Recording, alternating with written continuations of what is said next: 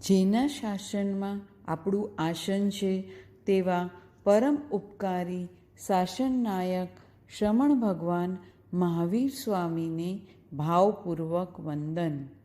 ઉપકારી ગુરુ ભગવંતોને કોટી કોટી વંદન તથા દેવાણુપ્રિય શ્રાવક અને શ્રાવિકાઓને જય જિનેન્દ્ર.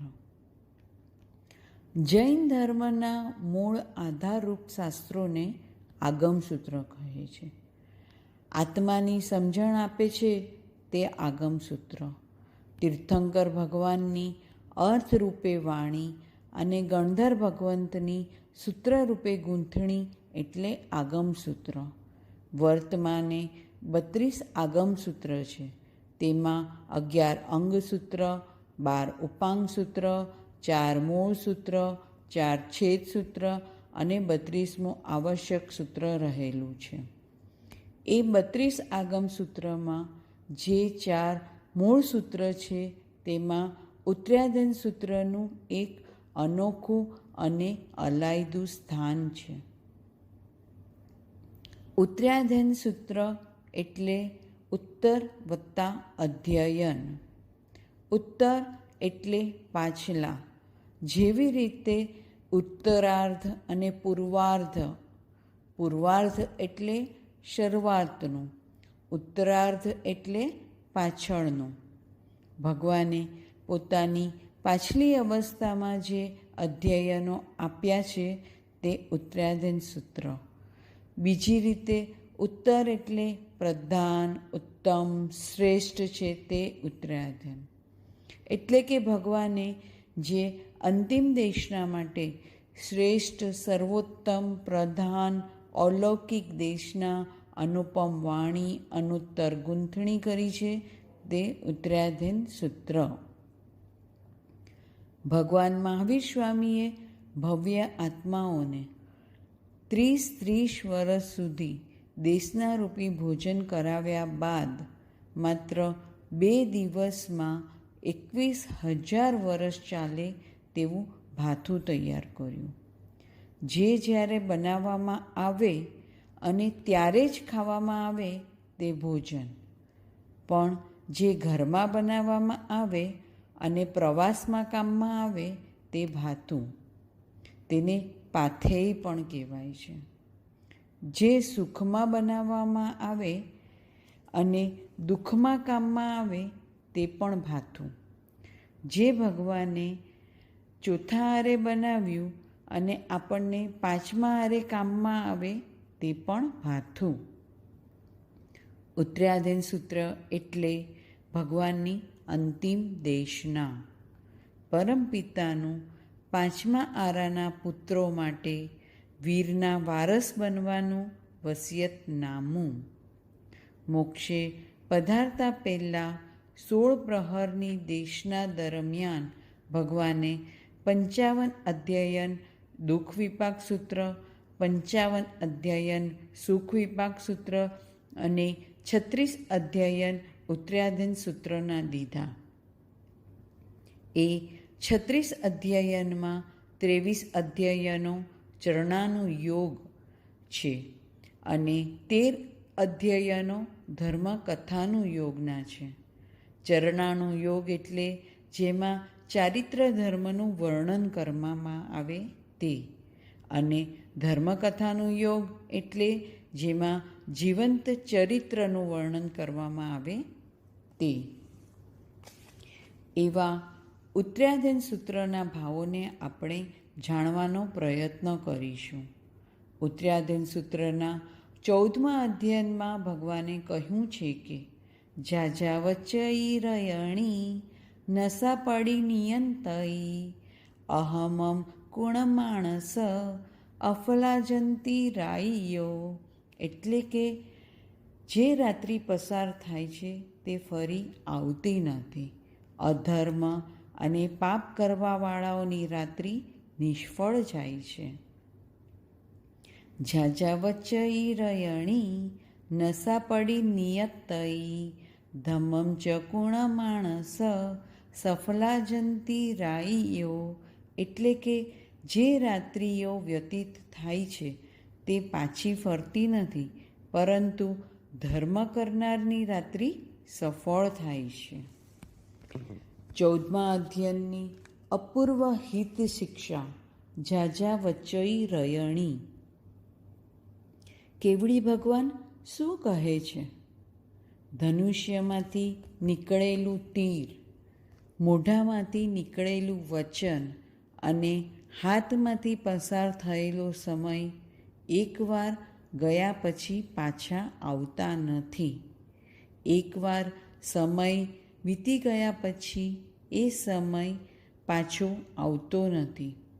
એ સમજાતું નથી એવું નથી, પણ બહુ પાછળથી સમજાય છે. જેમ કે શેર બજારમાં તેજી હોય, કાગળ ઉપર રાતોરાત કરોડો રૂપિયા થઈ ગયા, પણ જીવને લોભ વધ્યો. 2-4 દિવસ વેચ્યું નહીં, હજુ વધારે કમાઓ, પણ આ તો શેર બજાર. કરોડો રૂપિયા રાતોરાત કાગળ બની ગયા. સવારે કાઢી નાખ્યા હોત તો કરોડો રૂપિયા હોત, પણ કાગળિયાના રૂપિયા અને રૂપિયાના કાગળિયા. ઠાણમ સૂત્રના 3જા સ્થાને દેવલોકના અસંખ્ય દેવતાઓ આજે પશ્ચાતાપ કરી રહ્યા છે. શું પશ્ચાતાપ કરી રહ્યા છે? એ અસંખ્ય દેવોની એ જ વાત, જ્યારે અમારી પાસે મનુષ્ય ભાવ, આર્ય ક્ષેત્ર, ઉત્તમ કુળ, આચાર્ય ભગવંતો સમજાવતા હતા, સંયમનો અવસર હતો, સંયમ લઈ શકતા હતા, નિર્દોષ સંયમ પાળી પણ શકતા હતા. એ અમે આળસ, પ્રમાદ અને અન્ય કાર્યોમાં ગુમાવી દીધો. વીતેલો સમય એકવાર, જે સમય જાય છે એ સમય પાછો આવતો નથી. જે સમય મારો ધર્મમાં જાય છે એ જ સમય મારો સફળ થાય છે. એનો અર્થ શું? જે સમય ધર્મમાં જાય છે તે પારસમણી, બાકી મારું જીવન લોઢા જેવું રહેલું છે. મારો એક શ્વાસ પણ લોઢા જેવો છે. મારા આ લોઢા જેવા સમયને, લોઢા જેવા જીવનને, લોઢા જેવા શ્વાસનો જેટલો સમય ધર્મમાં જાય તેટલો સમય પારસમણીનો સ્પર્શ, બાકી બધું જ લોઢા જેવું. ભગવાન ઉત્યાદન સૂત્રના 14મા અધ્યયનમાં મોક્ષે જતા પહેલાં બાળકના માથે વાત્સલ્યપૂર્વક હાથ ફેરવતા હિત શિક્ષા આપે છે. જે સમય ધર્મમાં અને એ સમય સફળ થાય છે. આવી હિત શિક્ષા, સોનેરી શિક્ષા પરમેશ્વર દેતા હોય. એક માતા બાળકને કહે, ખાઈ લે, તારું શરીર વળશે. પિતા બાળકને કહે, બેટા આજે ભણી લે, તારું જીવન સુધરશે. વકીલ ક્લાયન્ટને સલાહ આપે, હું શીખું એમ જ બોલજો. ડૉક્ટર દર્દીને કહે, આ દવા લેશો તો તમે સાજા થઈ જશો. કયા ડૉક્ટર સારા? રોજ બોલાવે તે ડૉક્ટર ગમે, કે એકવાર બોલાવીને પાછા જેની પાસે જવું ન પડે એવા ડૉક્ટર? સલાહ એવી કે બીજી વાર કોર્ટમાં જવું ન પડે. દવા તો એવી હોવી જોઈએ કે બીજી વાર ડૉક્ટરનું મોઢું જોવું ન પડે. એવી રીતે જીનાજ્ઞા એવી હોય કે સંસારનું બીજી વાર મોઢું જોવું જ ન પડે. વાત ભગવાન મહાવીરની અંતિમ દેશનાની છે. જેઓ ધર્મ કરે છે તેની રાત્રિ સફળ થાય છે. જ્યાં માત્ર ભાવના જ નહીં, જ્યાં માત્ર ઈચ્છા જ નહીં, જ્યાં માત્ર મનોરથ જ નહીં, દ્રઢતાપૂર્વકના જ્યાં સંકલ્પ છે. સુખી થવાય તો ઠીક, ન થવાય તો પણ ઠીક, એવી વાત નથી. જોઈએ, પ્રયત્ન કરી જોઈએ. લાગ્યું તો તીર, નહીં તો તુક્કો. સુખી થઈએ તો ઠીક, અને ન થઈએ તો એ ઠીક. બધા જીવે છે એમ જીવીશું. એવા કાચા પોચાની અહીંયા વાત જ નથી. અહીંયા તો એની હાવ, નાવ ઓર નેવર, સુખી થવું જ છે તેમની વાત છે. કરોડો ભવો તો દુઃખ ભોગવીને જે પુણ્ય કમાયા, એ પુણ્યોદય કંઈ કર્મ બાંધવા માટે નથી મળ્યું. આ માનવનો જન્મ એ મરણ વધારવા માટે નથી મળ્યો. આ દુર્લભ સમય એ સંસાર વધારવા માટે નહીં. આ ઔદારિક શરીર એકેન્દ્રિયના શરીર મેળવવા નથી મળ્યું. આ અમૃતનો કુંભ પીવા માટે મળ્યો છે, નાહવા માટે નથી મળ્યો. પહેલો સંકલ્પ કરો, મારે સુખી થવું જ છે. સંસારના સુખ એ સુખ જ નથી. કર્મના ઉદયમાં સુખ દેવાનો સ્વભાવ જ નથી. હથોડા મારીને ઘૂંટવું જ પડશે. સંસારે કોઈને સુખી કર્યા જ નથી. ચક્રવર્તીઓ પણ 6 ખંડ મેળવીને નહીં, છોડીને જ સુખી થયા છે. સંસારમાં સુખ મેળવવા ગયા, પણ ત્યાં મોહ ભેગો હતો. જ્યાં મોહ ભેગો હોય ત્યાં સુખ ન જ હોય. હાથમાં સળગતું લાકડું લઈ શિયાળાની સવારે દોડતા રહ્યા. લાકડાની ઝાળ મોઢા ઉપર આવતી હતી અને આપણે સોઢ ટાઢકની કરતા હતા. મળે? કાં તો તમે ટાઢક શોધવાનું છોડી દો, અને કાં તો તમે સળગતું લાકડું છોડી દો. કાં તો તમે નરક નિગોદના ભવોથી ટેવાઈ જાઓ, એકેન્દ્રિયના ભવોના દુઃખોથી ટેવાઈ જાઓ. થઈ શકે? પાપ કોઠે પડી શકે, દુઃખ કોઠે ના પડે. પાપ કરવામાં ગમે તેવા બણગા ફૂંકતા હોય, જરાક દુઃખ આવે તો ઢીલા ઢફ. મોટા મોટા સાહસ કરવાવાળાને જરાક દુઃખ આવે તો, મોટા મોટા બિઝનેસમેનોને, કરોડોના ધંધો કરવાવાળાને જરાક છાતીમાં દુખવામાં આવે તો ભલભલા પાણીમાં બેસી જાય છે. સુખી થયા વિના આ માનવ ભાવ મને પરવડે તેમ જ નથી. પણ ઉપાય શું? જ્ઞાનીજનો ઉપાય આપે છે. સુખ દેવાનો સ્વભાવ એકમાત્ર સુધર્મનો જ છે. આજ સુધી જેટલા પણ સુખી થયા છે તે એકમાત્ર ધર્મ કરીને જ સુખી થયા છે. ગળે ઉતરે કે ન ઉતરે, ઉતારવું જ પડશે. આજે પણ જે સુખી થયા છે તે ધર્મ કરીને જ સુખી છે. ભવિષ્યમાં પણ જે અનંતા જીવો સુખી થવાના છે તે એકમાત્ર કેવળી પ્રરૂપિત ધર્મની આરાધના કરીને જ થશે. ધર્મએ ક્યારે પણ કોઈને પણ થોડા દુઃખી કર્યા નથી. માટે જ ભગવાને આપણને અંતિમ દેશનામાં કહ્યું છે, જેઓ ધર્મ કરે છે તેની રાત્રિઓ સફળ થાય છે. આવા ભાવોને આપણે વારંવાર ઘૂંટીએ. એ વાત સાથે અહીં હું વિરમું છું. વિતરાગ પ્રભુની આજ્ઞા વિરુદ્ધ કાંઈ પણ બોલાયું હોય તો મિચ્છામિ દુક્કડમ. ભગવાનની અંતિમ દેશના ઉત્તરાધીન સૂત્રના ખૂબ જ સુંદર ભાવોને આપણે સાંભળ્યા અને જાણ્યા. જે સમય ધર્મમાં વ્યતીત થાય છે તે જ સમય આપણો સફળ થાય છે.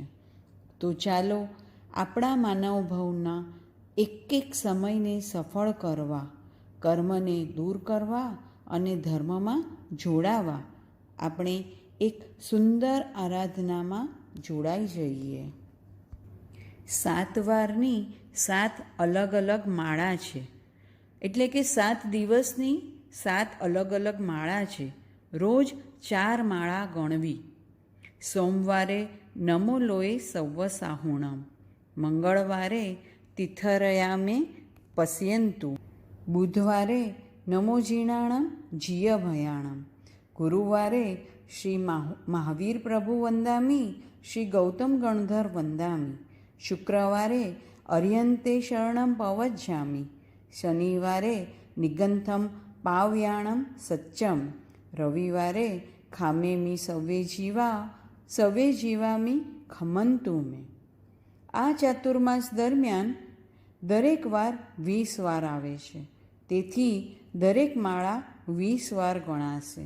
That means 20 × 7 = 140 days. મોડામાં મોડી 14 જુલાઈએ આ આરાધનાની શરૂઆત કરી દેવી, અથવા તો જ્યારથી શરૂ કરો ત્યારથી 140 દિવસ સુધી આ આરાધના કરવી.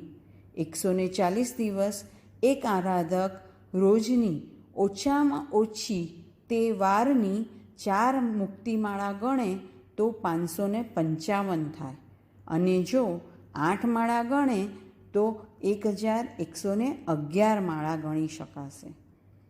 140 દિવસમાં 555 માળા ગણે તેવા 200 આરાધકો આ મુક્તિમાળામાં જોડાય તો એક ચરણના 1 કરોડ વાર સ્વાધ્યાય જાપ થાય.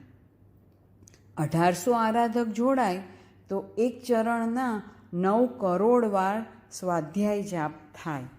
માટે આ આરાધનામાં જે આરાધકો જોડાવા માંગતા હોય તેઓ 918369269950 પર પોતાની આરાધનાની વિગતો જણાવી દે, અને વહેલામાં વહેલી તકે આપણા માનવભાવને સફળ કરવા માટે એક સમય જે આપણો નિષ્ફળ જાય છે, લોઢા જેવો જાય છે, તેને આપણે પારસમણીનો ટચ આપીએ અને તેને સોના જેવો સુવર્ણ બનાવી દઈએ.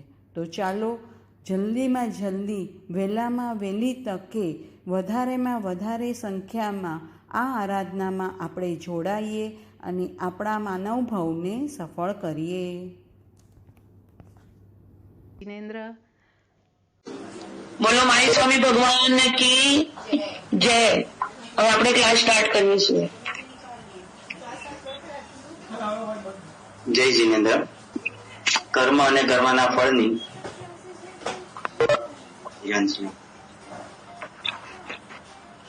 અનાદિકાળથી આત્મા સાથે કર્મ લાગેલા છે. એ કર્મના ફળ અનાદિકાળથી આત્મા ભોગવી રહ્યો છે. ભોગવતા અનેક જન્મ મરણ એના થઈ ગયા, અને હજી પણ એના કર્મફળ ભોગવવાનું ચાલુ છે.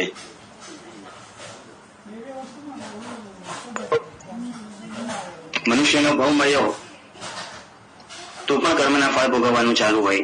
નારકી ત્રિયંશ કે દેવનો ભાવ મળે તો પણ કર્મના ફળ ભોગવવાનું ચાલુ જ હોય. 8 પ્રકારના કર્મ, જેમાં ઘાતી અને અઘાતી કર્મ રહ્યા છે.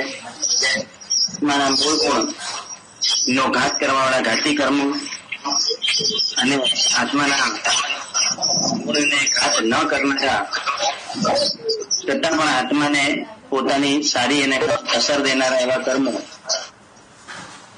કર્મો ના ફળ સતત આપણે ભોગવતા જ રહીએ છીએ.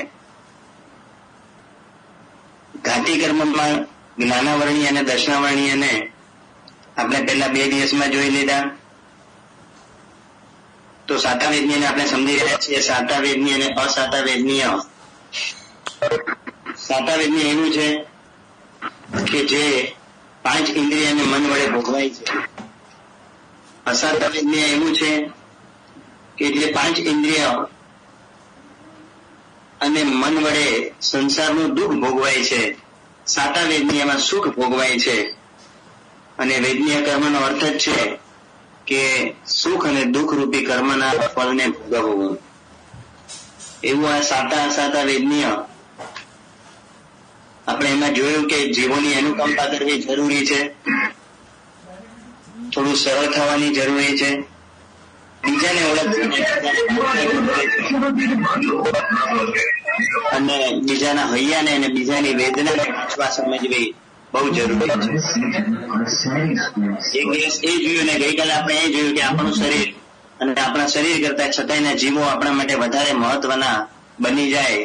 જેવી રીતના જેના લોહ વાણિકને લોઢાની સામે રત્ન મળી ગયા તો લોઢું કિંમતી ન રહ્યું અને રત્ન કિંમતી રહ્યા તો હલકી વસ્તુ છોડીને ઊંચી વસ્તુ લીધી. એમ આપણે આપણા શરીરના સુખોને ત્યજી અને છકાઈના જીવોની હિંસા ન કરીએ, દયા પાડીએ, એવા ભાવોને આપણે ગઈકાલે જોયા. આજે આપણે જોઈશું સાતા અસાતા બંનેની જ વાતો જોઈશું કે સાતાની અંદર જે સાતા ભોગવવાના કારણો છે, સાતા ભોગવવાના કારણો છે મનનું સુખ, વચનનું સુખ, કાયાનું સુખ, ઇન્દ્રિયનું સુખ. એટલે મન શબ્દ પણ સારા સાંભળવા મળે, રૂપ પણ સારું જોવા મળે, ગંધ પણ સારી મળે, રસ પણ સારા મળે, સ્પર્શ પણ સારા મળે, મન સુખ અને સમાધિમાં રહે, વચનથી પણ બોલવામાં આપણને કોઈ કષ્ટ ન પડે અને કાયામાં પણ કોઈ તકલીફ ન પડે, રોગ ન આવે. આ બધા સાતાને ભોગવવાના સુખ છે. સાતા ભોગવવાના જે કારણો છે, એટલે કે આ જે 8 કારણો બતાવ્યા, એ જ સાતા ભોગવવાના કારણો આપણા માટે અસાતા બાંધવાના કારણો બની જાય છે. સાતા વિજ્ઞાય 8 પ્રકારે ભોગવાય છે, હું બોલ્યો તે, અને અસાતા વિજ્ઞાય 10 પ્રકારે બંધાય છે. એ 10 પ્રકારે બંધાય છે એ આગમકારોએ જે બતાવ્યું છે એમાં સાથે સાથે આ 8 ભોગવવાના કારણ છે ને એ પણ પાછા બંધાવાના કારણ જ બને. કારણ કે સાતા વિજ્ઞાને ભોગવવા જઈએ છીએ ત્યારે સાતા વિજ્ઞાને ભોગવતા ભોગવતા અસાતા વિજ્ઞાય બંધાયા જ કરે છે. જે સાતાને ભોગવે પણ અસાતા વિજ્ઞાય ન બાંધે તેમાં સમજદારી છે. લોકો આવું સમજતા નથી, આપણે કોઈ સમજતા નથી. સાચો જૈન કોણ હોય કે સાતાને ભોગવવા ન જાય અથવા તો ઉદયમાં આવતી સાતાને ભોગવી પણ લે પણ સાથે નવી અસાતા વિજ્ઞાય ન બાંધે. એ એનું જૈનત્વ છે, એ એની સમજદારી છે, જે આપણે સૌએ કેળવવાની છે. આપણું શું બને છે, આપણે ઇન્દ્રિયના વિષયને ભોગવવા માટે દોડતા જ રહીએ છીએ, જેને જૈન શાસ્ત્રકારો કામ ભોગ કહે છે. જેટલા ઇન્દ્રિયના વિષયના સુખને ભોગવવા માટે દોડીએ છીએ એટલા આપણે છકાઈના જીવોની હિંસા કર્યા કરીએ છીએ. છકાઈના જીવોની હિંસા થાય છે એટલે આપણને નવી અસાતા બંધાય છે. આપણને જુઓ, આજે સારા પરિવાર મળ્યા, સારા કુટુંબની અંદર આપણો જન્મ થયો, આ ઉચ્ચ ગોત્રને કારણે થયો. હવે એ ઉચ્ચ ગોત્રને આપણે કન્વર્ટ કરવાનો એકબીજાને અનુકૂળ થઈ શકીએ તેની અંદર. એકબીજાને અનુકૂળ થવા લાગ્યા, એ થઈ ગયો સાતા વિજ્ઞાયનો ઉદય. એ સાતા વિજ્ઞાયના ઉદયની સાથે આજે એ સાતા વિજ્ઞાયના ઉદયમાં આપણે આપણી જાતને પ્રશ્ન પૂછવાનો છે કે પુણ્ય તો ભોગવી લઈએ છીએ સાતાના ઉદયને કારણે, પુણ્ય ભોગવતા ભોગવતા પાપ કેટલા બાંધીએ છીએ. એ પુણ્યને ભોગવતા ભોગવતા પાપના પોટલા વધારીએ છીએ. તે આપણી સમજદારી છે કે ગેરસમજદારી છે? કોઈ પણ વાણીઓ એવો નથી દુનિયામાં જોવા મળતો કે ધંધો કરતો જાય અને ધંધો કરતા કરતા એ નફો કરવાની જગ્યાએ નુકસાની વધારતો જાય. આપણે એવા વાણીએ છીએ કે સુખને ભોગવતા ભોગવતા દુઃખ કેટલું બાંધ્યું એના તરફ જોતા નથી. આપણે એવા વાણીયા છીએ કે જે સાતાનને ભોગવતા ભોગવતા અસાતા.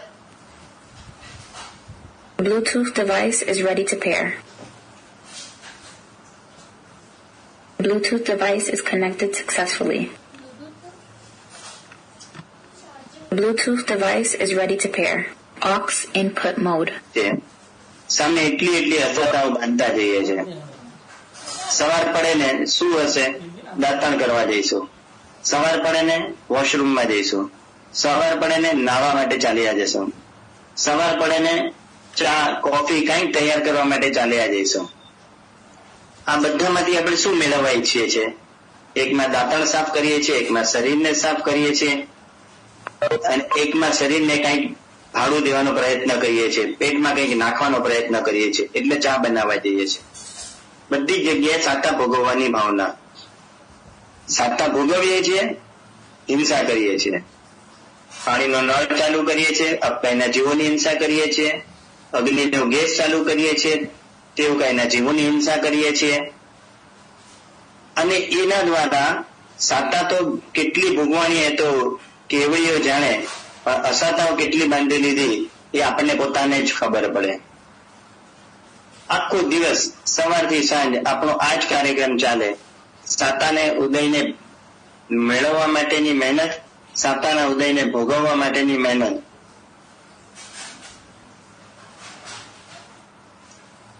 અત્યારના સિઝન આવી ગઈ કેરીની, સિઝન કેરીની આવી ગઈ, તો હવે આપણું મન શેની અંદર હશે? કેરી ખાવા માટે. કેરી ખાઈશું. સચેત હશે કે અચેત? સચેત. વનસ્પતિના જીવોની હિંસા થશે. ખાશું તો સાતા થશે, પણ બાંધશું તો અસાતા. 12 મહિનામાં 2 મહિના આવતી કેરી, એટલે કે 10 મહિના એના વિના ચાલતું હોવા છતાં કેરીની સિઝન આવે ત્યારથી સવાર બપોર સાંજે વિચારમાં હોઈએ કે કેરી ક્યાંથી મળશે, કેવી મળશે, ક્યાંથી લવાશે વગેરે. આ વ્યવહારિક જીવનમાં બને છે. જસ્ટ ઉદાહરણ રૂપે એઝ એક્ઝામ્પલ આપણે સમજવાનો પ્રયત્ન કરીએ છીએ. એટલે ઉનાળામાં કેરી ખાઈએ છીએ, આવશ્યકતા કોની છે? સર,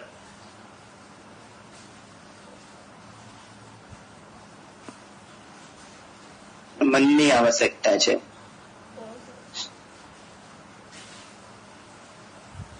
આ એક ભાવમાં એવું છે કે આપણે ભોગ ભોગવવા જઈએ છીએ. 4 ગતિની અંદર જોઈએ ને તો મનુષ્યનો ભાવ એવો છે કે જેમાં ભોગ ભોગવવા છે. દેવતાનો ભાવ એવો છે કે જે આપણા કરતા પણ ઊંચા ભોગ ભોગવે છે. આપણે ભોગ ભોગવવા જઈએ છીએ અને કરોડો ભાવ ભોગ વિનાના થઈ જઈએ છીએ, એવા કર્મ બાંધીએ છીએ. આ એક ભોગની અંદર આપણે સાતા મેળવવા જઈએ છીએ. સાતા મળે છે એ બધી સાતાને ભોગવવા જઈએ છીએ અને સામે કરોડો ભાવ અસાતા ભોગવવી પડે છે, એટલા કર્મો બાંધી લઈએ છીએ. જેમ કોઈ એક ચોર ચોરી કરવા માટે ગયો, એને પ્લાન કર્યો કે હું બેંકમાંથી ચોરી કરીશ. 10 લાખની ચોરી કરી લીધી. 10 લાખની ચોરી કરીને નીકળી જતો હોય છે. નીકળીને જયારે ભાગવાનો પ્રયત્ન કરે છે, બચવાનો પ્રયત્ન કરે છે, પણ પકડાઈ જાય છે. એને જયારે ચોરી કરવાનો પ્લાન કર્યો ને ત્યારે 10 લાખની ચોરી કરીશ, એટલે કે હું કંઈક રૂપિયા ચોરીશ અને પછી હું એનાથી કંઈક ભોગવીશ એ રૂપિયામાંથી, એવી એની ભાવના હતી. પણ નસીબ જયારે બળવાનું હતું, પોલીસના હાથે પકડાઈ ગયો, સિક્યુરિટીએ પકડાવી દીધો. હવે 10 લાખ ભોગવવાની વાત તો બાજુ પર રહી, પરંતુ 10 વર્ષની સજા એના લમણે ચીકાઈ ગઈ. ચોરીની ક્રિયા 2-5 મિનિટની, પણ અત્યારના જેલમાં જવું પડ્યું 10 વર્ષ, એટલે અંદાજે 3,500 દિવસ માટે. એવી જ રીતના છકાઈના જીવોના પ્રાણોની ચોરીની ક્રિયા એક થોડી ક્ષણોની હોય છે, જેની અંદર આપણે સંસારનું સુખ ભોગવવા જઈએ છીએ, ખાવું પીવું હરવું ફરવું, એમાં છકાઈના જીવોના પ્રાણ લૂંટવા જઈએ છીએ અને કરોડો ભાવ સંસારની જેલમાં આપણે રહી જઈએ છીએ. કે જે 10 વર્ષની જેલમાં છૂટી જશે અને પોતાના મનની ઈચ્છાઓને પૂરી કરી જશે, પરંતુ છકાઈના જીવોની હિંસા કરીને મેળવેલા અનેક ભવોની અંદર આપણે કાંઈ જ દુઃખ સિવાય પ્રાપ્ત નહીં કરીએ અને મનુષ્યનો ભવ તો બહુ દૂર રહી જશે. આ મનુષ્યના ભવમાં આપણે સાતા ભોગવવા માટે જેટલા પ્રયત્ન કરીએ છીએ, એ સાતા ભોગવવાના પ્રયત્નમાં આપણે અસાતાઓ જ બાંધી બેસીએ છીએ. સાતા બાંધીએ છીએ કોડીની, તો અસાતા બાંધીએ છીએ આપણે કરોડોની. સાતા ભોગવીએ છીએ આપણે બિંદુ જેટલી અને અસાતા ભોગવીએ છીએ આપણે સિંધુ જેટલી. સાતા આપણે ભોગવીએ છીએ પલ્યની અને અસાતા આપણે એક પલ્યની સાતા ભોગવીએ છીએ અને ત્યારે અસાતા પલ્યની ભોગવીએ છીએ. આ આગમકારોનું ગણિત છે. કદાચ આપણને નવાઈ ભર્યું અને અઘરું લાગશે. આપણને એમ થશે કે થોડુંક ભોગવવા જઈએ અને દંડ મોટા, એવું કેવું? કર્મનો સ્વભાવ જ આવો છે. કારણ કે એની અંદર આપણા રસ રેડાય છે અને જેટલા રસ રેડાય છે, જેટલા રાગ અને દ્વેષના પરિણામ જેમાં ભળી જાય છે, એ રાગ દ્વેષના પરિણામને કારણે આપણો રસ બંધ વધારે થાય છે, સ્થિતિ બંધ વધારે થાય છે. કારણ કે એમાં આપણા કસાય ભળી જાય છે અને એ સ્થિતિ બંધ વધારે થવાને કારણે આપણે થોડીક પળોની સાતા ભોગવવાનો પ્રયત્ન કરીએ છીએ અને સામે પલ્યોપમની અસાતાઓ આપણે સમજી ન શકીએ, આપણે માપી ન શકીએ. આપણે બુદ્ધિથી ગણવા જઈએ તો જે કારણે આપણે સમજી નથી શકતા એટલા લાંબા કાળની અસાતા આપણા માથે ઝીકાઈ જાય છે. કોઈ એવી વ્યવસ્થા હોય કે આપણે અત્યારના કર્મ બાંધીએ અને એના પછીની પિક્ચર આપણને વિઝ્યુઅલાઇઝ થાય, સામે જોવા મળે. અત્યારની જે જેલો છે ને, વર્તમાન જેલો, એ વર્તમાન જેલો એવી છે કે જેમાં જોવા મળે કે આ કેદીએ આટલું જ કામ કર્યું, આટલું જ નાનો ગુનો કર્યો, કોઈના પાકીટમાંથી પૈસા કાઢી લીધા અને એને મહિના 2 મહિનાની જેલ થઈ ગઈ. રૂપિયા કેટલા કાઢી લીધા? 500,000. પણ જેલ કેટલી થઈ ગઈ? મહિના 2 મહિનાની. એટલે આ સામે આપણે એમને જોઈશું ને તો આપણને ખબર પડશે કે નાનકડી પણ ભૂલ સામે કેટલા લાંબા સમયની નુકસાની ભોગવવી પડે છે. એક સહજ રીતે સાતા થવી ને તે વાત બરાબર છે, પણ આપણે પ્રયત્નથી સાતાને ભોગવવાના જ્યાં લાગી પડીએ છીએ, મંડી પડીએ છીએ, મચી પડીએ છીએ, એવી સાતા ભોગવવી તે વિચાર માંગી લે છે કે આપણે એવું કરવું કે ન કરવું. કારણ કે જયારે આપણે ભાવોથી જોડાઈને સાતાઓને ભોગવવાની ભાવનાઓ કરીએ છીએ, વધારે એમાં ડૂબી જઈએ છીએ, ત્યારે પાપ કર્મ બાંધી બેસીએ છીએ. આપણે મનમાં એમ નક્કી કરવું પડશે કે મારે પાપ કરીને સાતાનો ઉદય ભોગવવો નથી, સાતા જોઈતી નથી. સહજ રીતે સાતા ઉદયમાં આવે તો એ સ્વીકાર્ય છે. પ્રશ્ન થશે, સહજ રીતે સાતા ઉદયમાં આવી એટલે શું ને પાપ કરીને સાતાનો ઉદય આવે એટલે શું? જેમાં સાતાનો ઉદય આવે છે છતાં પાપ બંધાય છે. સેજે સેજે જો બારીમાંથી હવા આવે, આપણે બારીમાં બેઠા છીએ, ઠંડો ઠંડો પવન વાઈ રહ્યો હોય અને એ બારીમાંથી આવતી હવા એ સહજ સાતા જેવી છે. પણ હવે ગરમીની સિઝન આવી ગઈ, ઉનાળો આવી ગયો, બારી પાસે પૈસા પર પણ હવા આવતી નથી, એટલે આપણો હાથ ગયો સ્વિચ બોર્ડ ઉપર, સ્વિચ દબાવી અને પંખો ચાલુ થયો અને પંખામાંથી હવા આવી. એટલે હવા આપણને મળી તો સાતા, પરંતુ સામે બંધાઈ ગયું પાપ કર્મ. એટલે આવી સાતાઓ જે આપણે દરેક ક્ષણે યાવત આખા દિવસની અંદર, દરેક સમયે, દરેક સેકન્ડે, દરેક મિનિટે જેને મેળવવાનો પ્રયત્ન કરતા હોઈએ છીએ, એ સાતા માટે જોવું પડશે કે આ સાતાનો ઉદય સહજ છે કે આ સાતાનો ઉદય આપણે પોતાના અવળા પુરુષાર્થ દ્વારા લઈને આવ્યા છીએ. સાતા ભોગવવાની ઈચ્છા કરીએ છીએ, પુણ્ય ભોગવવાની ઈચ્છા કરીએ છીએ. સંસાર સુખમાં આજે આપણે બધા જ ગાંડા થઈ ગયા છીએ. વિજ્ઞાનની પાછળ દોડવામાં આપણે સહજ રીતે એટલા બધા જોડાઈ ગયા કે આપણે શું કાર્ય કરવાનું છે એ પણ આપણને ધ્યાન રહેતું નથી. આખી દુનિયા મને, તમને, બધાને એક સાતા ભોગવવી છે અને સાતા ભોગવવા માટે દોડાદોડી થઈ રહી છે. પરંતુ આ બધી જ સાતા બાંધવાની દોડાદોડી વાસ્તવમાં આપણને અસાતા બાંધ્યા વિના રહેતી નથી. એટલે ખરેખરમાં સાતા ભોગવવાની દોડ છે ને એ અસાતા બાંધવાની દોડ છે. કારણ કે કામભોગને ભોગવ્યા વિના સાતા મળતી નથી. ઇન્દ્રિયના વિષયને ભોગવ્યા વિના સાતા મળતી નથી. અને હમણાં જ કહ્યું ને કે સાતા ભોગવવાના જે કારણ છે એ જ અસાતા બંધનના કારણ છે. સાતા ભોગવવાના કારણની અંદર ઇન્દ્રિયના સુખ રહેલા છે.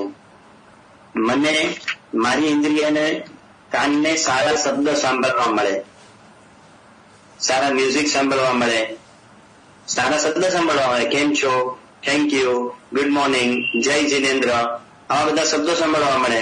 કેમ છો શેઠિયાઓ, મજામાં ને, આવું સાંભળવા મળે. આ બધા શબ્દો સાંભળવા મળે એટલે સાતાનો ઉદય થયો. સાતા ઉદયમાં આવી અને એ સાતા આપણને ગમે છે અને ગલગલિયા કરાવે છે, એમાં રાગ કરાવે છે અને એ રાગ કરાવે છે ને એટલે આપણને એ કર્મ બંધાવે છે. એટલે સાતાનો ઉદયની અંદર આ વાત કહી કે સાતાનો ઉદય આવે છે પણ એ સામે અસાતા બંધાવે છે. આ સાતાને ભોગવવાની પ્રક્રિયા હતી. સારા શબ્દો આપણને દિવસની અંદર કેટલા બધા મળે છે.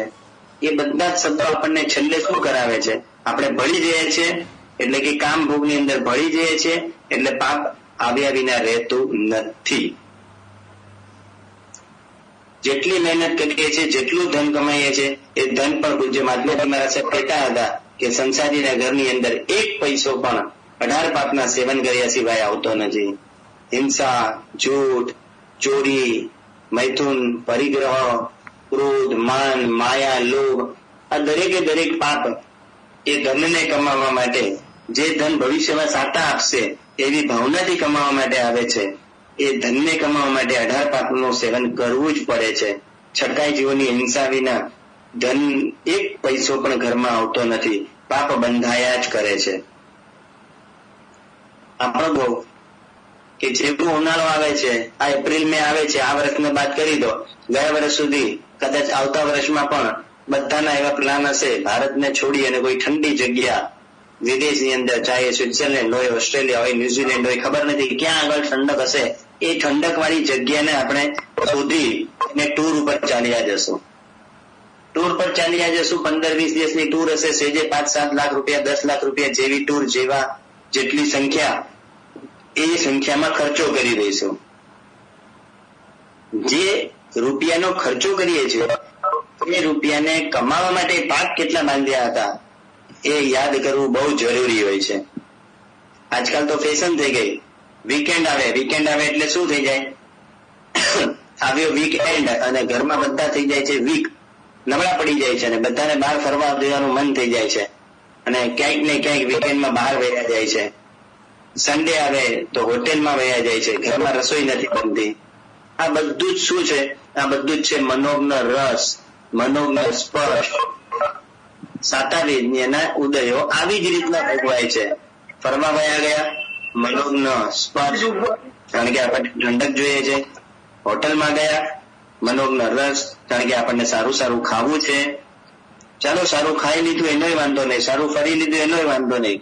વાંધો આપણને નથી, વાંધો કરવા સત્તાને છે, કારણ કે એની અંદર આપણા રાગ દ્વેષ ભળે છે અને રાગ દ્વેષ ભળે છે.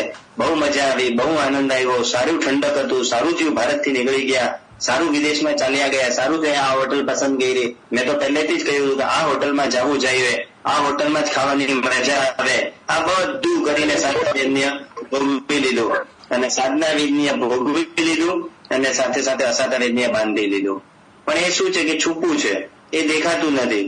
મોજશોખની અંદર, પિકનિકની અંદર આવી રીતના કેટલા રૂપિયા ખર્ચાઈ જાય, 5-7-10 લાખ રૂપિયા કોઈ વર્લ્ડના કોઈ દેશની અંદર ફરવા જવા માટે ખર્ચાઈ જાય.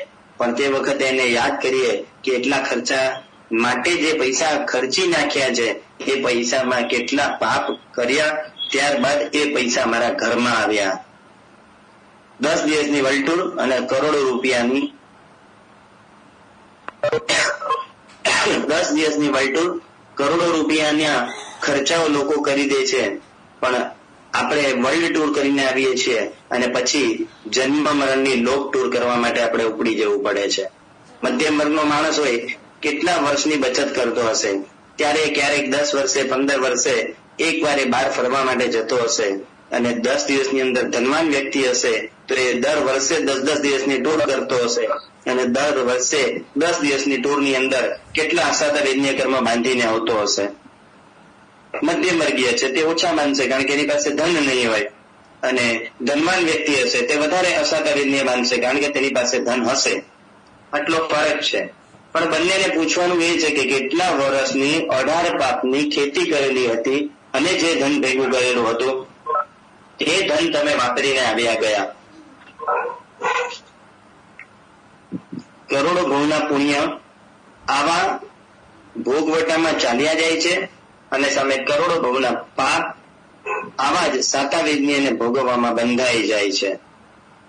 જોઈ લો, આગમકારો પણ ઉદાહરણ આપે છે બ્રહ્મદત્ત ચક્રવર્તીનું. બ્રહ્મદત્ત ચક્રવર્તી નામ એક સમજવા માટે છે, પણ ચક્રવર્તીઓ 6 ખંડના રાજા હોય છે અને જેની સેવામાં દેવતાઓ હાજર હોય છે, જેને સેવામાં રત્નો હાજર હોય છે અને 32,000 દેશોને જીતી જાય છે અને 32,000 દેશના નાયક 32,000 રાજા જેના ચરણમાં મસ્તક ઝુકાવી દેતા હોય છે, એટલા એવા ચક્રવર્તીઓ સંપૂર્ણ ભવની અંદર સાતા ભોગવતા હોય છે અને સાતા ભોગવતા ભોગવતા અસાતા ઊભી કરતા હોય છે. બ્રહ્મદત્ત ચક્રવર્તી એમાંનો એક, અનેક ચક્રવર્તીમાંથી એક ચક્રવર્તી કે ચક્રવર્તીપણું મળી ગયું, એને ધર્મ સમજાવવા વાળા પણ મળી ગયા, પણ ચક્રવર્તીપણું એનાથી છૂટ્યું નહીં. એ પણ સમજાવવાના કહે છે કે તમે કહો છો તે વાત હું સમજુ છું, પણ મારે તો આ ભાવમાં ભોગવવું છે, મને ભોગવવા માટેનો મારો જન્મ છે. અને સમજાવનાર કહે છે કે મેં તને સમજાવવામાં કઈ બાકી નથી રાખ્યો, પણ તારે સમજવું જ નથી, તો મેં તારી સાથે વાત કરીને એ વિપ્ર લાભ કર્યો કહેવાય, એમ કહી દેવામાં આવે છે. 700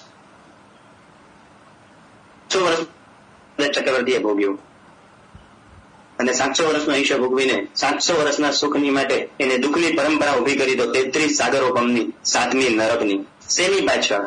બસ એ જ મનોજ્ઞ શબ્દ, મનોજ્ઞ ગંધ, મનોજ્ઞ રૂપ, મનોજ્ઞ રસ, મનોજ્ઞ સ્પર્શ, મનનું સુખ, આ મનગમતી વસ્તુઓને ભોગવવામાં આ બ્રહ્મદત્ત ચક્રવર્તીનો આખો ભાવ પૂરો થઈ ગયો અને અત્યારના એના શ્વાસોશ્વાસની કિંમત ચૂકવી રહ્યા છે. 33 સાગરો પમની નરક જેના લમણે ઝીકાઈ ગઈ, એનો એક શ્વાસ. એવા બધા ઇન્ટેલિજન્ટ સંતો આપણા જીન શાસનમાં પડ્યા છે.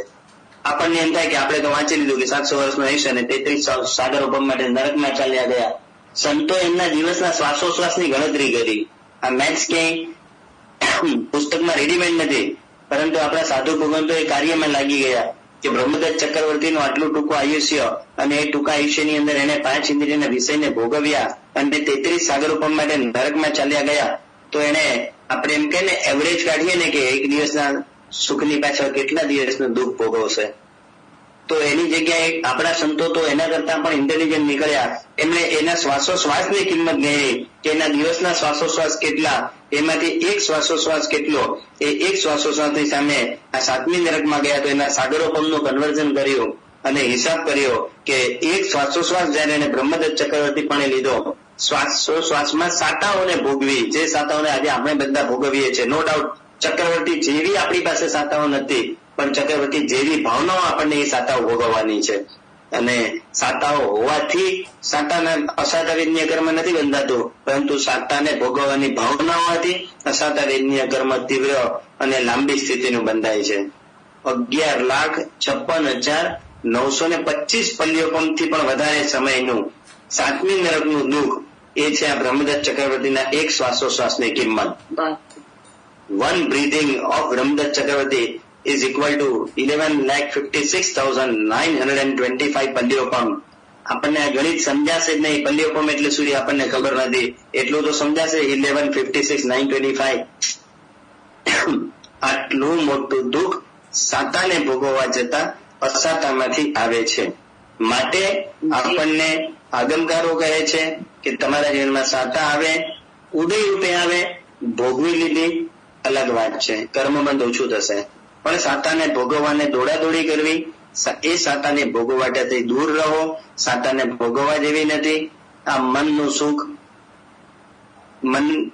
મનને ગમે તેવા શબ્દો, મનને ગમે તેવા રસ, મનને ગમે તેવા રૂપ, એને ભોગવવાથી દૂર રહો, ડરી જાઓ, ભાગી જાઓ. જયારે આવી પરિસ્થિતિ આવે જરાક મોઢું પાછું ફેરવી લો, કાંઈ વાંધો નહીં, ના પાડી દો. બધી જગ્યાએ બધું જ ભોગવવું એવું હોતું નથી. લગ્નમાં જમણવારમાં જઈએ છીએ, સુખી સંપન્ન ઘરો હોય છે, સેજે 400-500 ઘણી બધી આઈટમો એ જમણવારમાં હોય છે, અને જે વ્યક્તિ બધી જ આઈટમો કદાચ ચાખીને પણ આવશે ને તો પણ એના પેટની હાલત શું થશે ને એ તો એનો આત્મા જ જાણે. આજે વર્તમાન સંયોગોની અંદર સમગ્ર વિશ્વની અંદર જયારે મહામારી આવી છે, આવા સંજોગોની અંદર આપણે એમ એક્સપેક્ટ કરીએ કે કોઈ કંઈક મોટો જમણવાર રાખવામાં આવે. સરપ્રાઈઝ નહીં થતા, જમણવાર રાખેલો નથી, પણ અત્યારના જયારે બહાર નીકળવું પણ નથી પોસિબલ, જયારે આપણે બધા લોકઆઉટની અંદર છીએ અને એ લોકઆઉટના સમયની અંદર કદાચ જમણ રાખવામાં આવે, એ જમણવારની અંદર પાસ પણ ન રાખવામાં આવે, ફ્રી એન્ટ્રી છે, એટલે કે બધા ફૂલ્લી પાસ છે, જેને એન્ટર થવું હોય બધા એન્ટર થઈ શકે છે, એન્ટ્રી વિધાઉટ એની ક્વેશ્ચન. અને કેટરર જેની સાથે નક્કી કર્યું છે એની સાથે 5,000 રૂપિયાની ડીશ નક્કી કરી છે. 5,000 જણને ઇન્વિટેશન છે કે તમે આવો અને બેસી શકો અને બેસીને જમી શકો એવી વ્યવસ્થાઓ રાખેલી છે. ચાલો, આવા સંયોગોમાં ત્યાં આગળ જમવા માટે કોણ જશે? કોઈ ધનવાન જશે, કોઈ ગરીબ જશે, પેટ ભરેલું હશે તે જશે કે પેટ ખાલી હશે તે જશે? કોણ જશે જમવા માટે? લોકડાઉનમાં આપણે જ છીએ અને આપણને જ્યાં ઇન્વિટેશન આવ્યું છે તો આપણે કરશું શું? આપણે ત્યાં જમવા જઈશું કે આપણે આપણા ઘરમાં રહીશું? બધાનો વાત છે ના, અમે કોઈ જમવા નહીં જઈએ. મફતમાં મળતું હોય તો શું થઈ ગયું? પેટ કઈ પારકું થોડી છે અને ગવર્મેન્ટનો કાયદો ચાલે છે. કેમ ઘરમાં રહીશું? મફતની ડીશને કેમ ના પાડીશું? શા માટે સોરી કહી દઈશું? જાણવું જો શા માટે આપણે એમ કહીશું કે ના, અમારે આજે આવી પરિસ્થિતિમાં જમવા નથી જવું, 5,000ની ડીશ કોઈ નથી જમાડી, એવી જમાડવામાં આવવાની છે? પણ બધાનો જવાબ નામાં છે. એનું કારણ એક જ છે કે એને કોરોના નામના રોગનો ભય છે. જ્યારે ક્યારેક કોઈ ચીજનો ભય લાગી જાય છે ત્યારે સાતાને ભોગવવામાં એને ભય આવે છે. કોરોના ન આવે, કોઈ બીજાનો કોરોના મારામાં ન આવી જાય એવી ભાવનાને કારણે આપણે આવી મફતના જમણવારી પણ હોય, આપણને માનભર્યું નિમંત્રણ પણ મળેલું હોય, ફોનની સાથે ઇન્વિટેશન કાર્ડ પણ આવેલું હોય, છતાં આપણે ભોગવટો કરવા માટે તૈયાર નથી. કારણ કે અત્યારના આ દુઃખ આપણને નજર સામે દેખાય છે, આપણે સાંભળીએ છીએ, આપણે જોઈએ છીએ, આપણે અનુભવીએ છીએ, વિડીયો આવે છે, સમાચાર આવે છે, વોટ્સએપ આવે છે, આ બધું આવે છે ને એમાં આપણે જોઈએ છીએ અને ખબર પડે છે કે લોકો કેવી રીતના આ રોગની અંદર ગ્રસ્ત થઈ જાય છે, આ રોગને અંદર પકડાઈ જાય છે અને એ રોગ કેવી રીતના એ વ્યક્તિને તકલીફ આપે છે. બસ આ નજર સામે છે ને એટલે આપણે જમવાથી દૂર થઈ જઈએ છીએ. કર્મસત્તા નજર સામે નથી ને એટલે આપણે ભોગવવાથી દૂર થતા નથી. આજનો દિવસ આપણે પોતાની જાતને આ સંદેશો આપવાનો પ્રયત્ન કરવાનો છે કે સાતાને ભોગવવા માટેના જે કારણો છે એ અસાતા બાંધવાના કારણો છે, એને આપણે બરાબર યાદ રાખીએ. જેટલી સાતા ભોગવવા જઈએ છીએ એટલી જ આપણે અસાતાને બાંધીએ છીએ. આપણે ભવિષ્યના કર્મ ન બંધાય, ભવિષ્યમાં અસાતાઓ ન ભોગવવી પડે, ભવિષ્યમાં પાપના ફળ ન ભોગવવા પડે, તે માટે જ આપણે આ સાતાને આજે ભોગવવી નથી, ભોગોને આજે ભોગવવા નથી. કાલે કર્મ આવશે તે વખતે રડવા માટે બેસવું નહીં, તે માટે આજે ભોગોને ના પાડવી પડે છે કે મારે આજે ભોગ ભોગવવા નથી.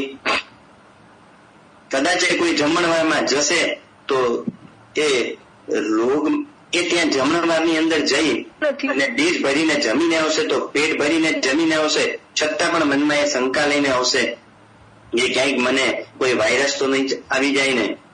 હવે એ વ્યક્તિનો કોણ સંગ કરશે? કોણ એની સાથે બેસશે? કોણ એની સાથે ચા પીશે? એ ખાલી એને પૂછવામાં આવે કે તું ક્યાં જઈને આવ્યો, અને કેવું જમણવારમાં ગયો હતો અને ત્યાં આગળથી હું આવ્યો છું, તો લોકો એનાથી દૂર બેસી જાય છે. બસ આવી જ રીતના અત્યારના આપણે પણ મનના આ મનોજ્ઞ શબ્દ, મનોજ્ઞ ગંધ, મનોજ્ઞ રસ, આવા બધાને ભોગવવા માટે જે તત્પર થઈ ગયા છે, તાલાવેલ લાગી ગઈ છે. આપણને અહીંયા આગળથી કર્મનો બંધ થશે, અશુભ કર્મનો ભેગું કરવાનું કાર્ય થશે. અને જેમ બ્રહ્મદત્ત ચક્રવર્તી પણ અહીંયા આગળથી અશુભ ગતિમાં ચાલ્યા ગયા, નરક ગતિમાં ચાલ્યા ગયા, અનેક જેઓ તિર્યંજ ગતિમાં ચાલ્યા ગયા, એ બધાને પૂછવામાં આવે તો એ પાછળનું કારણ આ જ હતું કે તેઓ આ વર્ણ, ગંધ, રસ, સ્પર્શના સુખોને ભોગવવા ગયા, સાતાને ભોગવવા ગયા. એટલે એની સાથે આજે ત્યાં નરકની અંદર કોઈ સાથ દેવા વાળું નથી, તિર્યંજ ગતિમાં પણ કોઈ સાથ દેવા વાળું નથી. જેમ કોરોનામાં કોઈ સાથ નથી આપતું, એમ કર્મના ફળ ભોગવવામાં પણ કોઈ સાથ આપતું નથી. બરાબર અભ્યાસ, બરાબર સમજાવીએ પોતાની જાતને કે આપણે જ્યારે પણ સાતાને ભોગવવા જઈએ છીએ ત્યારે આપણે અસાતા બાંધી બેસીએ છીએ. જ્યારે પણ આપણે થોડી The Bluetooth device is ready to pair. Bluetooth device is connected successfully. The Bluetooth device is ready to pair. Aux input mode. શાતાઓને આપણે બાંધી લઈએ છીએ.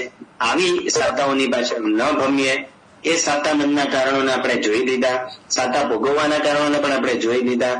આ બધું જોઈ જાણી અને આપણે શાતાના ઉદયોની અંદર તટસ્થ રહેવાનો પ્રયત્ન કરીએ, અશાતાના ઉદયની અંદર પણ તટસ્થ રહેવાનો પ્રયત્ન કરીએ અને આ જે કરશે તે આ ભવ અને પરભવની અંદર સુખને પામશે. જય જીનેન્દ્ર. જય જીનેન્દ્ર બધાને. એક સરસ મજાની આવતીકાલે વર્ષી તપની આરાધના. તો ત્યારે બધાને રિક્રુટ કરીને પૂછો. હેલો, બોલો. નીતિબેન, મારા ભાઈને ક્વેશ્ચન કીધેલો કે તમને સપોઝ તમે બેઠા છો અને બારી ખુલ્લી છે અને હવા આવી, તમને શાતા બંધ થઈ ગયું, તમારે બરાબર શાતા ભોગવાય છે, શાતા ભોગવાય છે, શાતા ભોગવે બરાબર. હવે એ જ વાળું સામે કરી ઘરે આવે એક બેઝ અવાજ નથી પ્રોપરલી અવાજ તૂટીને આવે છે, વાક્ય હેલો. હા હવે બોલો. હવે સપોઝ મારા દાદી કરીને બહારથી આવતા હોય તો આપણે પ્રેક્ટિકલી વિચારે ફેન ઓન કરે તો એમને થોડી ને સાતાના એમ કે ફેન ઓન થયો તેમને સાતા મળી તો ચાલુ કર્યો હોય તો એનું પાપ તો મને લાગે જ ને. એવું છે કે ગમે તે વ્યક્તિ દાદી હોય કે આપણે પોતે પણ હોઈએ, ગમે જયારે બહારથી તડકામાંથી ગરમીમાંથી ઘરે આવીએ તો ગરમી લાગવાની જ છે. સેજે 5-7 મિનિટ ઘરની અંદર આવીને બેસી જઈએ, પરસેવો લૂસી લઈએ અને પંખો કદાચ ન પણ કરીએ તો 5-7 મિનિટમાં બહારના ટેમ્પરેચરમાંથી ઘરના ટેમ્પરેચરમાં આવવા પર આપણું શરીર ઘરના ટેમ્પરેચરમાં સેટ થઈ જશે. અને આપણે એમને સાતા દયાની ભાવના રાખીએ એની કોઈ ના નથી તો એને જરાક 5 મિનિટ ઘરમાં આવે તો બીજું કોઈ કામ ન બતાવો, કામ કરવા ન દો, એમના કામ તમે કરી દો, થેલી મૂકી દો, શાક કઈ લઈને આવ્યા તો એ મૂકી દો, એને પાણી પાઓ, એમ કરીને સાતા પમાડો. પણ સામે પંખો કરો, એસી કરો, એના દ્વારા સાતા આપી એનાથી સાતા ચોક્કસ મળી નથી, મળી એવું નથી, પણ એ સાતા બીજા જીવોની હિંસા કરીને આપી.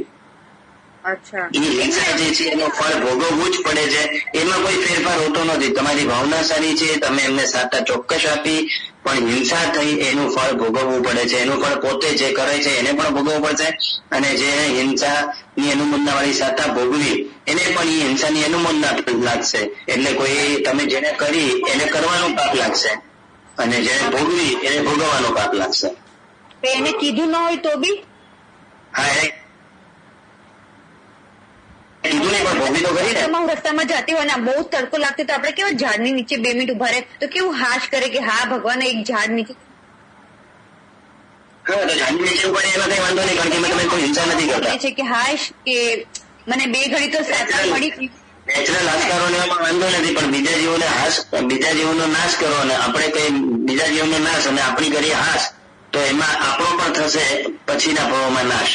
એ જૈન ધર્મનો સાચા શ્રદ્ધાનો નિયમ છે. ઓકે. અને બીજું એક હતું કે જંબુ જેને 8 રાણી હોય છે આપણે જંબુકુમાર, રાઈટ? તો જંબુકુમાર જયારે લગ્ન કરે છે ને નેક્સ્ટ ડે કે છે કે હું દીક્ષા લઈ લે તો એની બધી શું સેમ નાઇટ માં જ બધાને સમજાવી દીધા એમણે. હા, પણ એ એક બધી વાઇફ શું કે કે તમને આટલી બધી સંપત્તિ મળી છે, તમે સુખ ભોગવતા નથી તો તમે એવા સુખની પાછળ ભાગો છો કે જે વસ્તુ આપણને ખબર જ નથી. એટલે એ કે તમે દીક્ષા લઈ લો છો તો દીક્ષા શેના માટે તમે લેવા માંગો છો કે અપાર સુખ મળે, રાઈટ? કે તમે આ બધી તમને બીજું ઘણું બધું સારું મળી શકે, તમે દીક્ષા એના માટે લેવા માંગો છો કે ઓલરેડી તમારી પાસે તો આ બધું છે કે આ બધું લોકો પાસે તો છે નહીં, એ વસ્તુ તમે છોડીને દીક્ષામાં જાઓ છો. અને દીક્ષા શેના માટે લો છો? એટલે હું એની હમણાં સ્ટોરી રીડ કરું છું ને એમાંથી મેં તમને ક્વેશ્ચન પૂછ્યો છે કે એની વાઈફો એમ કે છે કે લોકો આ બધું મેળવવા માટે ઝંખે છે. તમારી પાસે તો ઓલરેડી છે. એ વસ્તુ તમે છોડીને દીક્ષા માટે જાઓ છો, ને દીક્ષા શેના માટે લો છો કે તમને અપાર સુખ, સમૃદ્ધિ, એટલે તમને બીજા ભાવ સારા મળે. પણ ઓલરેડી જે છે એ તો તમે ભોગવતા નથી. તો એનું શું રીઝન, એટલે એક્ઝેક્ટલી શું છે? એવું છે કે મેં જે હમણાં વાત કરી એ જ કે જંબુકુમાર એટલું સમજી ગયા હતા કે હું સાતા ભોગવવા જઈશ ને તો ભવિષ્યમાં મારે અસાતા ભોગવવી પડશે, અને આ સાતા બધી આજે હું ત્યાગી દઈશ ને તો મારી બધી અસાતાઓ છૂટી જશે. અને એ પૂરું થઈ ગયું. એમણે સંયમ લઈ લીધો, એની સાથે 523 જણાએ સંયમ લઈ લીધો, અને જંબુ સ્વામી તો 4 મહિને 8 કર્મનો નાશ કરીને કેવલદાન પામીને મોક્ષમાં ચાલ્યા ગયા. તો સંસારમાં બેસી રહેલો જીવ મોક્ષમાં જાત નહીં, આજે અનંત કાળ માટે સાતામાં ને સમાધિમાં ને સુખમાં વયા ગયા. એટલે એમણે જે નિર્ણય કર્યો અને જે પત્નીઓને સમજાવ્યો એ સાચો હતો. એ વસ્તુ એમણે તેને પૂરું કરી દીધી છે. બરાબર છે. Okay, thank you. આ આરાધનામાં જે આરાધકો જોડાવા માંગે છે તેઓને પચકાણ દેવગુરુની આજ્ઞાથી સૌના ધાર્યા પ્રમાણે ઉપયોગ સહિત પચકાણનું પાલન કરવું. તસ બંતે પડિકમામી નિંદામી ઘરિયામી અપાણંગ વોસીરે, અપાણંગ વોસીરે, અપાણંગ વોસીરે. ગુરુ ભગવંતની આજ્ઞાથી ચતારી મંગલમ, અર્યંતા મંગલમ, સિદ્ધા મંગલમ, સાહુ મંગલમ, કેવલી પનંતો ધમ્મો મંગલમ. ચતારી લોગુતમા, અર્યંતા લોગુતમા, સિદ્ધા લોગુતમા, સાહુ લોગુતમા, કેવલી પનત્તો ધમ્મો લોગુતમો.